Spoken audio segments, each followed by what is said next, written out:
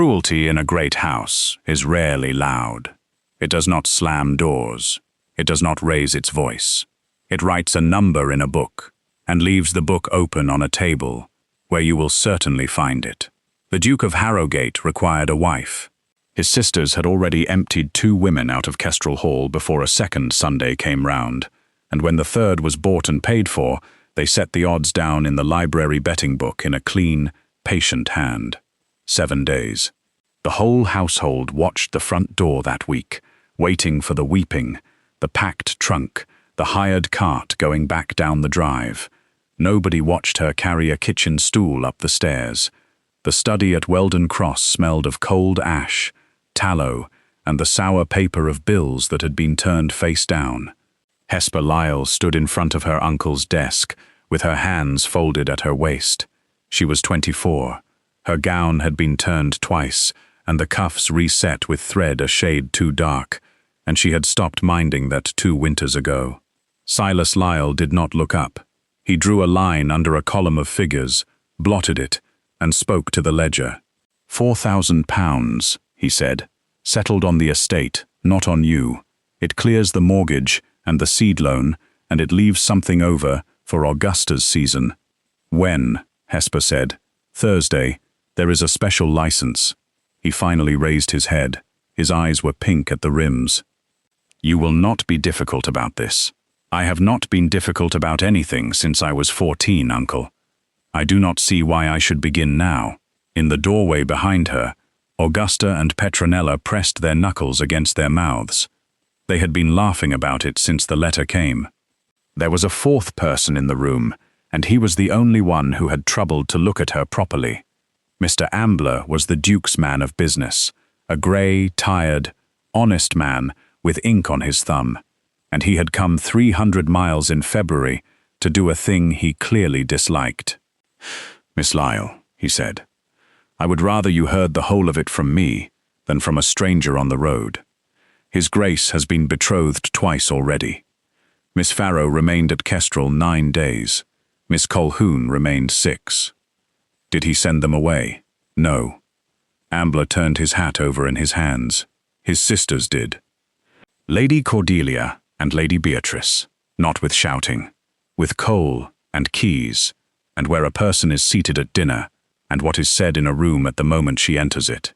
And the wager, Hesper said. Ambler's mouth tightened. You are very quick, madam. I am very poor. It is the same skill. She asked for nothing further. She went upstairs and packed a battered leather trunk in 11 minutes, because she owned 11 minutes of things. On her way out through the back hall, she stopped at the door to the still room, which had dragged and shrieked across the flags for more than a year, while everyone in the house complained of it.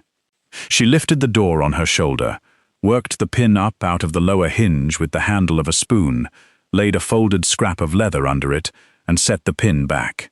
The door swung shut behind her without a sound. Nobody heard it.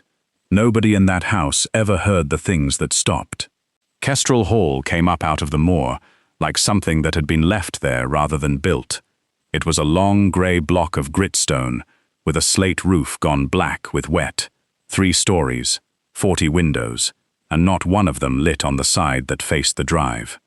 The wind came off the tops in a flat, continuous push that smelled of peat and old snow and sheep. Hesper arrived in a hired cart, with her trunk under a tarpaulin, because the ducal carriage had been sent to the county town that morning, for reasons nobody could quite name. She had been married for 3 days, to a man she had met once, for 11 minutes, in a vestry that smelled of gin. The sisters received her in the great hall. Lady Cordelia was 30, and beautiful in the hard, finished way of a woman who has never once been surprised. Lady Beatrice was 27, and clever, and wanted very badly for that to be noticed. They curtsied to precisely the correct depth. "Your Grace," Cordelia said, "you must be exhausted. Do go and sit in the library while your room is seen to. There is a fire in there sometimes." The betting book lay open on the library table, squared to the edge, with the pen laid across it. Hesper read the entry. Lady C. Vane wagers Lady B. Vane the sum of 5 guineas that the present Duchess quits Kestrel within 7 days. Beneath it, In the second hand, a single word, accepted. She closed the book, straightened it against the table's edge, and put the pen back in the stand. Then she went and found the housekeeper and asked, politely, where the still room was. She was sent to the Duke's study at 9 that evening. Corvin Vane did not rise when she came in, because he was already standing, and he stayed standing for the whole of the interview. He was very tall and built heavy through the shoulders, with black hair cut short, and a face that had been handsome before something had gone through it sideways. He kept his weight off the left leg. There was a lamp on the desk with the wick run up high, and the shade tilted, so that all the light fell to his right. He spoke like a man reading a schedule. "You are owed the truth, so here it is. I need an heir, and I need the estate out of Chancery, and both require a wife. I do not want a companion. I keep to the west end of the house. You will have 600 a year in your own name, paid quarterly by Ambler, and not by me. And if you leave after 12 months, you keep it.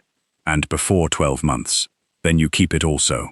Most of them leave before the money." He said it without self-pity, the way another man might report a fall in the price of wool. "My sisters will make it intolerable. I have told them to stop. I have no way to make them stop that does not involve turning my own blood out onto the road, and I find I am not able to do it." "So you leave it to the women you marry?" Something moved in his jaw.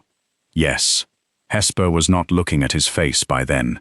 She was looking at the wainscot behind the desk, where the paneling had been scuffed pale in one patch at the height of a man's boot heel, and at the desk chair, which was a fine chair and far too high. "Is there anything you require?" he asked. "Not tonight," she said. In the morning she went down to the scullery and took a 3-legged stool with a cracked top that was being used to hold a bucket. She washed it. She cut a square of felt from the ruin of an old hat lining, tacked it over the seat with tacks she found in a drawer full of dead keys, and carried it up to the study while he was out on the tops. She set it under the desk on the left side, where a man might put a leg that did not care to fold, and she went away without leaving a note, because a note would have required an answer. That evening the sisters kept her standing while dinner was announced, and Cordelia said, quite clearly, to the ceiling, "One does grow attached to the furniture. It is so restful." "It never says anything." "I am the furniture," Hesper agreed. "Furniture stays where it is put. That is rather the whole of its virtue." Beatrice laughed. Cordelia did not. That night, the study lamp burned until 2, and when the maid cleared the grate in the morning, the stool had been pulled out from under the desk and set at an angle, with the felt worn shiny in one place. The room she was given was in the north wing, at the end of a corridor with 9 shut doors, and it had a bedstead, a washstand, a window that let the wind in around 3 sides of the frame, and no fire. There was no coal in the scuttle, and no key in the lock. Mrs. Nye came up behind her with a candle and a ring of iron at her waist, and stood in the doorway to watch her take it. She was 60, thin as a fence post, and she had served the family for 41 years. "The south suite is the Duchess's rooms," Mrs. Nye said. "Lady Cordelia has the use of the south suite at present. She says the north wing is quieter." "It is quieter," Hesper said. "Shall I send a girl up with coal, Your Grace?" "No." Mrs. Nye's eyes narrowed a fraction. "No coal. Not tonight. Tomorrow, if it is not a trouble, I should like the household books. All of them. The kitchen day book, the coal and carriage accounts, the laundry, and whatever Mr. Prine keeps for repairs, and a lamp with a sound burner, since I mean to be reading late. The books go to Mr. Prine. Mr. Prine works for this estate. So, now, do I. Good night, Mrs. Nye." The door had no key, so she wedged it with her boot heel and slept in her cloak, and in the morning her breath was white in the room, and the books were on the washstand in 3 stacks, with a lamp beside them. 2 days later, the Duke sent word that he was driving out to the tenant farms at the far side of the moor, and that she might come if she wished. There was no carriage. There was a flat farm cart with a plank laid across it for a seat, and it took 4 hours to reach the last of the holdings, and they were the first 4 hours she had ever spent beside him. The moor went out on both sides of them, the color of wet iron. Curlews went up out of the heather. "You are not asking," he said, after the first hour. "About the leg. You would tell me if you wanted it known. It was the lead workings at Scar Clough. I was the second son, and the drifts were the only thing they trusted me with. And in the spring of the year, I turned 19. A level came down while I was in it. 4 hours under it. They took 11 men out alive and 4 not." He watched the pony's ears. "My brother died 8 years after, of nothing at all, of a cold, and I got the title. And every man in the county has told me since what a piece of good fortune it was." "And the light," Hesper said. "You keep it off your left side." He turned his head and looked at her for a long moment. "You have been here 5 days. I have been watching for 5 days. It is what I am for." "The head aches," he said at last. "The eye takes light badly." "It is nothing. It is not nothing. It is why you read for 6 hours and get through 2 pages. She looked out at the moor. "It is immense, this country. It is also entirely brutal. I have never seen anywhere I liked better." Corvin Vane did not answer that. But when they came in at dusk, he handed her down off the cart himself, and he held his forearm out rigid for her to take, the way a man does who has thought about it beforehand. On the 7th day, the household watched the front door.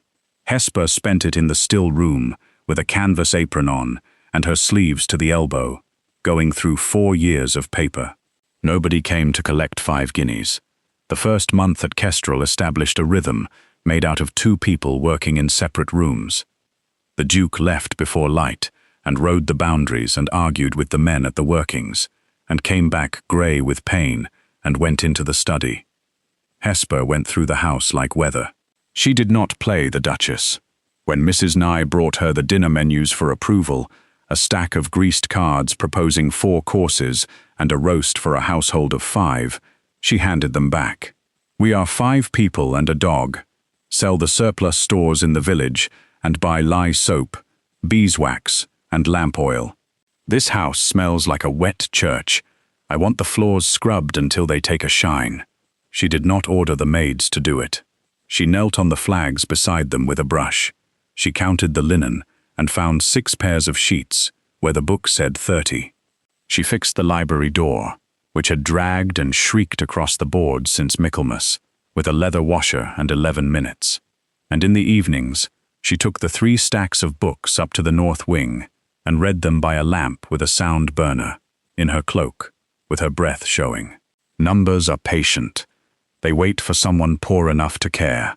The coal merchant was delivering slate mixed through the anthracite and charging for the whole weight. The butcher was billing Kestrel 1 3d above the market price on every stone of mutton, and had been for 3 years.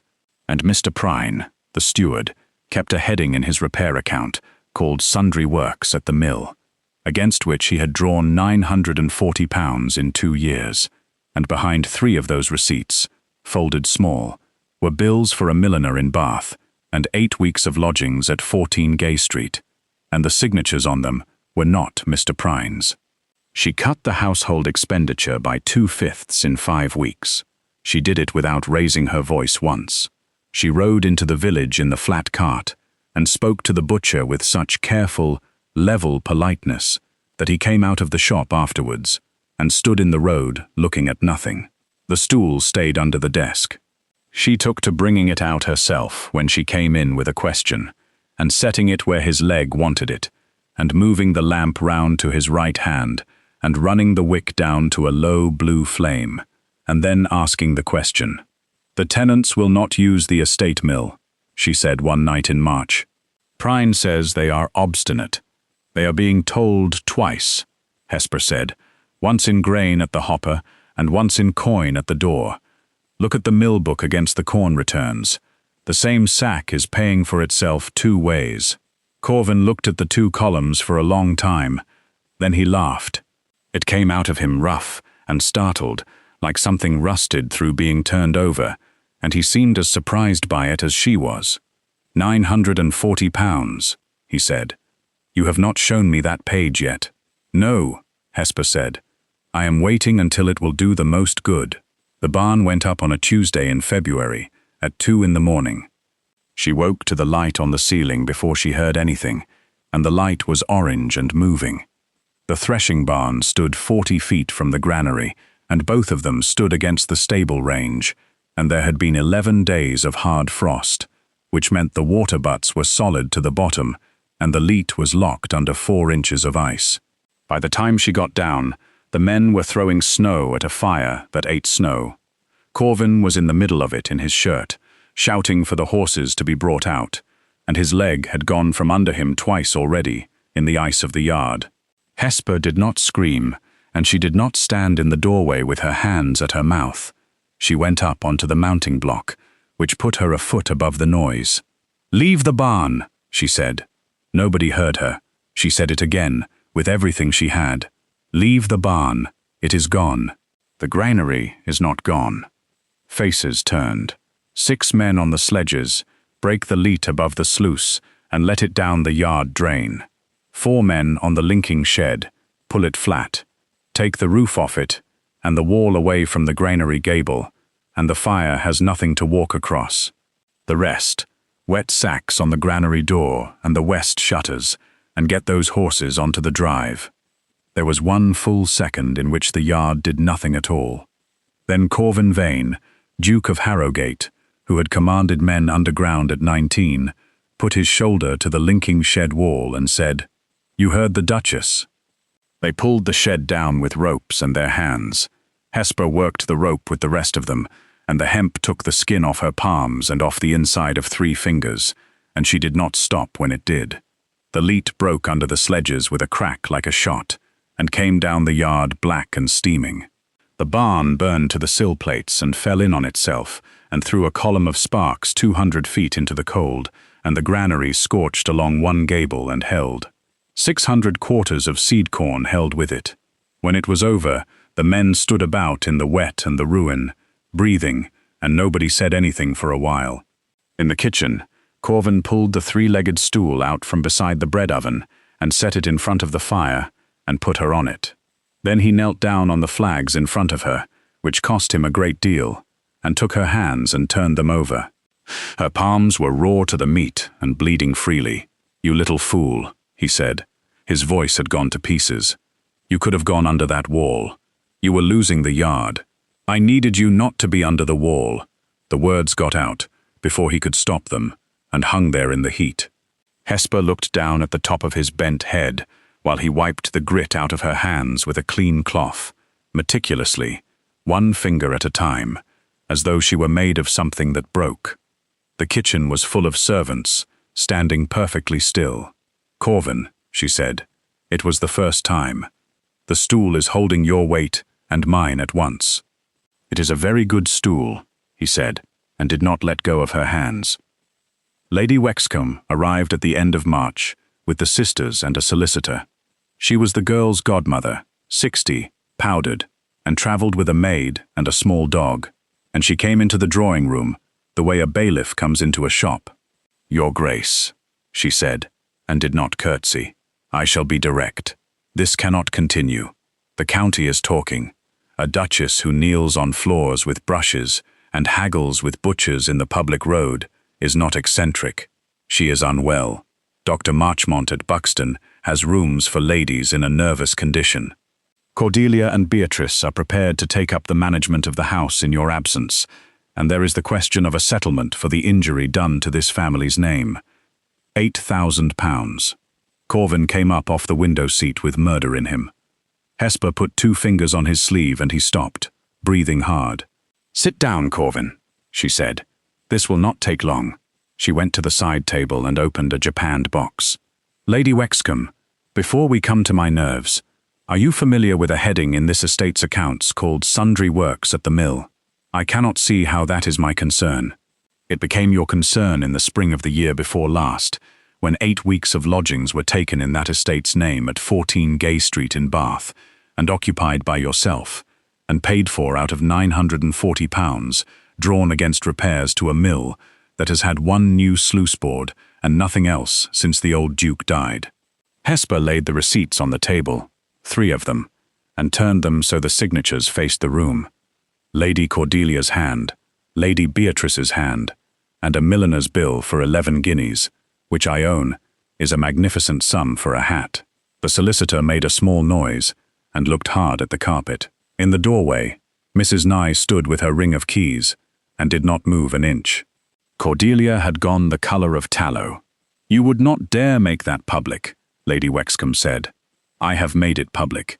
It is in the room." Hesper closed the box. "Here is the settlement. Mr. Prine is dismissed this morning and will be prosecuted because he took his share, and he may answer for his share. The £940 will be repaid to this estate at £70 a year out of Lady Cordelia's and Lady Beatrice's portions, which I have calculated they can afford, having read what they spend. And no one in this house will speak the word unwell to me again." She walked to the drawing-room door and opened it herself. "The door, Lady Wexcombe. Mind the sill. It dragged until January." They were gone within the hour. The talk went round the county at the speed such talk travels, and it changed shape as it went, and by June, it was no longer said that the Duke of Harrogate had married a stopgap. It was said that his Duchess kept the estate's books in her own hand, that she had turned Lady Wexcombe out of Kestrel in 11 minutes, and that a wise man did not present a bill at that house twice. Invitations stopped coming. Hesper found she could bear it. That was the whole of what she had ever wanted, and it had taken 7 months to get. "Move your trunk," Corvin said to her that night in the study, with the lamp low on his right and the stool under his leg. "Out of the north wing. It has a good window. It has no fire and no key, and I have spent 7 months knowing it." He put his hand flat on the desk. "I am finished living at the other end of a house from my wife. Tell me what you want, and I will do it, and I will not ask what it costs. I demand you use the stool when I am not in the room to put it there," Hesper said. "I demand you stop reading by one candle, because it is not economy, it is stupidity. And I require the north wing chimneys swept before winter, because I mean to put children in those rooms, and children ought to be warm." Corvin Vane looked at her for a long moment, and then he came round the desk and took her face in both hands as though she were something that broke, and kissed her, and neither of them was cold afterwards for a very long time. 3 years later, the north wing chimneys drew beautifully. Cordelia married a fortune-hunting captain, and lived in rented rooms in Buxton, where she counted the household candles herself. Beatrice took a place as companion to a rich widow in Harrogate, and wrote long letters about her sacrifice to people who did not answer them. Prine went to the hulks. The betting book still lay on the library table, squared to the edge, open at the page where 2 clean hands had written 7 days and accepted, and nobody had ever collected the 5 guineas, and Hesper had left it there on purpose. On a fine evening in August, she stood on the terrace, with the estate ledgers under her arm, and the moor going gold to the edge of the sky. Corvin came out behind her, walking unevenly, carrying the 3-legged stool with the felt worn shiny in one place, and he set it down against the balustrade so that their daughter could climb up on it and see over. Cruelty in a great house is quiet. It turns out that the thing which outlasts it is quieter still. If Hesper's slow, patient dismantling of that house and its wages was your kind of story, you know what to do. Hit that like button, and share this one with someone who believes the overlooked person in the corner is usually the most dangerous person in the room. Subscribe and ring the bell so you never miss another of these long historical dramas, and tell me down in the comments, what was the moment you knew the sisters had lost? Was it the stool, the barn, or the door? I will see you in the next one.